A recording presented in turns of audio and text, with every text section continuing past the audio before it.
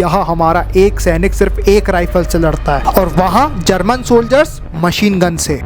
This one dialogue motivated this man to create one of the most lethal weapons known to mankind, the infamous AK-47। Most lethal इसलिए क्योंकि आज की date में 100 million यानी 10 करोड़ से भी ज्यादा AK-47 मार्केट में एक्टिव हैं। AK-47 के पहले डिजाइन के ऊपर ही आज के मॉडर्न डे वेपन्स जैसे AKM, AK-102, AK-12, Type 56 जैसी कई सारी राइफल्स की बुनियाद रखी गई है। फ्रॉम टेररिस्ट टू ट्रूप, ये डेथ मशीन सबकी फेवरेट है, इवन बंदरों की।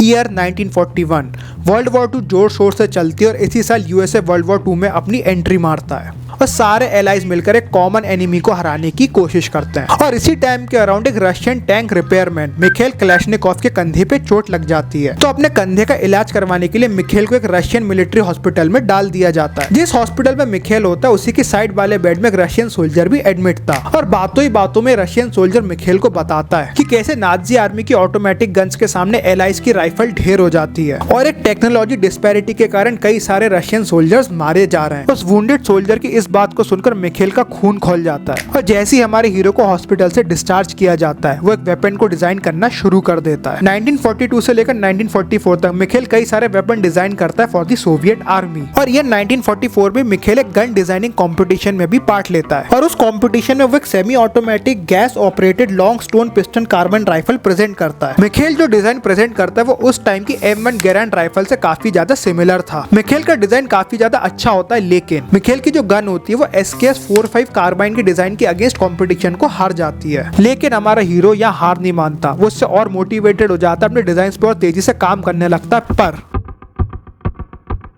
More than a million sing and dance in the streets in the biggest celebration the Windy City has ever seen. Joy is unconfined.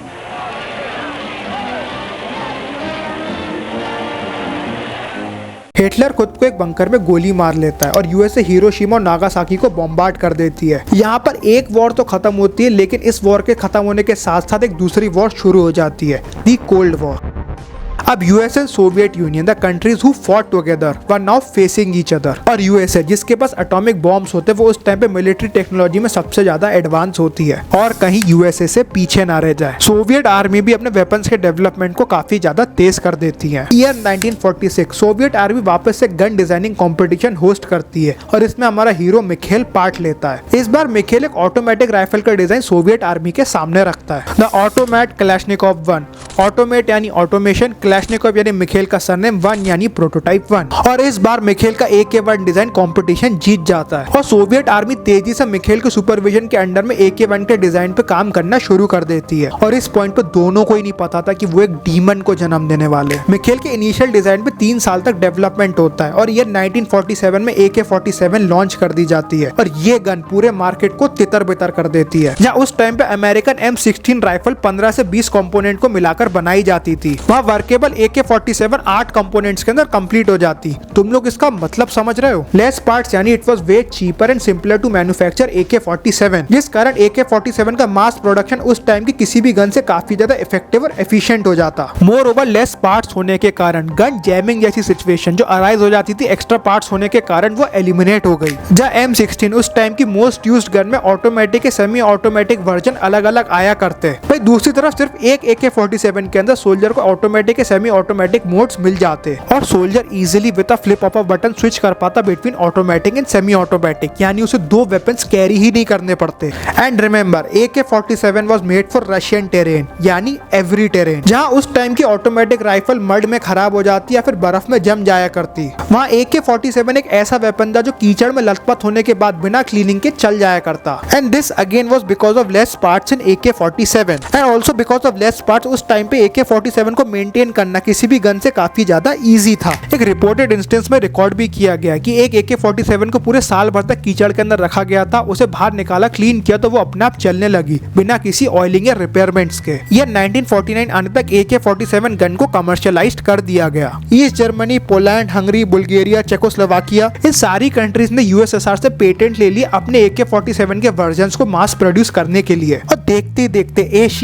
Africa और even American continent तक AK-47 बहुत तेजी से फैल गई। अब AK-47 का डिजाइन इतना सिंपल था कि जो टेरर ग्रुप थे वो खुद से AK-47 घर में बनाने लग गए। रशिया और चाइना पीछे से कई देशों में तख्ता पलट करने के लिए और अपनी मन की सरकार को लगाने के लिए चीपली मेड AK-47 को सप्लाई करने लगे रिवोल्ट ग्रुप्स को सपोर्ट करने के लिए। इवन इस्लामिक कंट्री जहाँ पे कॉन्फ्लिक्ट चल रहे थे वहां पर भी AK-47 उनके लिए बेस्ट चॉइस ऑफ वेपन बन गया। ऐसा इसलिए क्योंकि this demon was most reliable. Africa के कीचड़ से लेके अफगानिस्तान की बंजर जमीन तक दिस गन परफॉर्म्ड एवरीवेयर। और इसलिए दुनिया भर के टेररिस्ट ग्रुप जैसे अलकायदा, बोको हराम, हजबुल्ला, इन सारे लोगों की फेवरेट चॉइस बन गई AK-47।